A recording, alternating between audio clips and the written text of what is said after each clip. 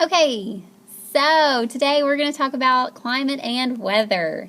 I'm going to be in the book on pages 55 through 58. I'll actually cover all the way to page 60, so if you want to look in your book, we're going to cover pages 55 all the way through 60. We are going to take notes on page 16 in your notebook. Make sure you're on the right-hand side of your notebook when we start the notes, and the notes are titled Climate and Latitude. Here we go. First things first, vocabulary, climate, weather, Tropic of Cancer, Tropic of Capricorn, solstice, and equinox. These actually will go in your vocab section of your notebook, so that very last part of your notebook, the last divider, just write them under the line we've already drawn and keep the list going. Don't waste paper, just keep the list going. So add these and their definitions in the vocabulary section of your notebook. Now that we're back on page 16 in our notebook, page 16, right-hand side, we're going to start our notes over climate and latitude. First, we're going to talk about the difference between climate and weather. Climate is a long-term weather pattern, where weather is the condition in the atmosphere in one place during a short amount of time. So, climate is actually the pattern of the changing weather. Weather can change in a day, weather can change in a week. Weather is constantly changing. Climate is the pattern of those changes. Something that affects climate and weather is the Earth's rotation and its tilt. So we're going to look at a couple of things with the Earth and discuss how that changes our climate and weather and the effects it has. The Earth's axis is one reason for the different climate zones around the Earth. The axis allows for some of the Earth to receive more sunlight than other areas, so this affects the temperatures. The Earth makes a complete rotation every 24 hours from west to east, so that changes daylight and whatnot. So some places may get a lot more sunlight than other places, which would also have an effect on its temperature. As the Earth rotates, it is also revolving around the sun. One complete revolution is 365 days. The axis and revolving Earth work together to cause seasonal changes. Seasons are reversed in the northern and southern hemisphere. So when it is summer in the northern hemisphere, it is winter in the southern hemisphere.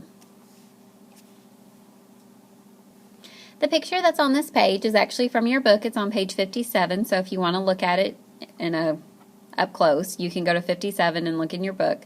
This is how the sun rays are direct and indirect, and how that affects the seasons in the northern hemisphere. Where direct sun rays hit determines the temperature and season. The three lines of latitude that you have to remember are the Tropic of Cancer, Equator, and the Tropic of Capricorn. These are the main lines of latitude that receive direct rays from the sun and determine seasonal shifts in the climate.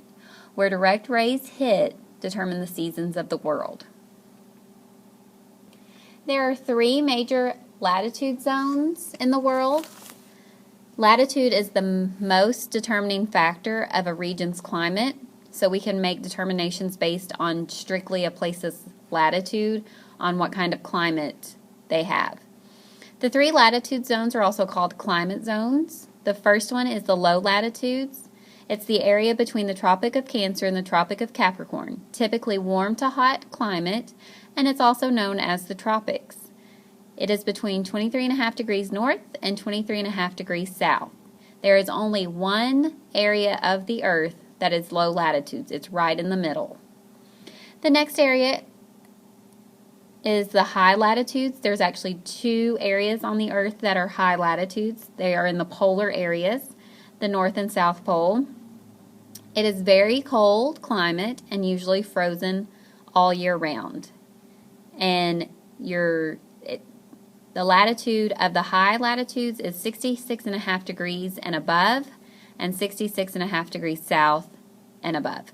So make sure that when you're looking at a map, the polar areas, the very top part of the map, those are your high latitudes.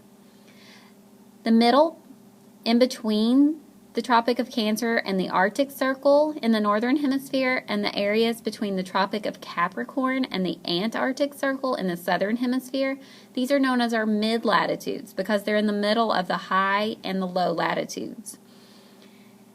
These two areas are known for their dramatic seasonal changes, so they'll go through the 4 seasons that we know, and you have 2 of those in the north and the south, and they are the largest latitude zones in the world.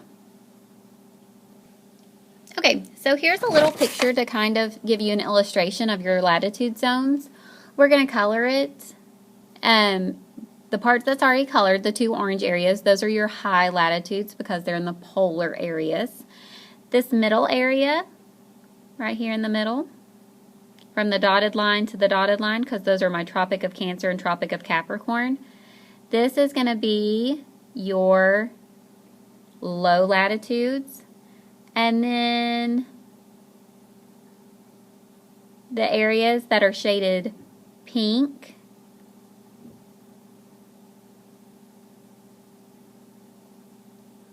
just a second. The areas that are shaded pink, sorry for the bad coloring. Y'all get the idea?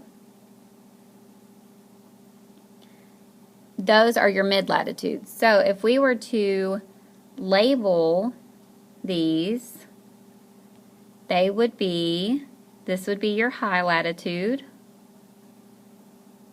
this would be a mid-latitude, this would be a low latitude, and then it just repeats.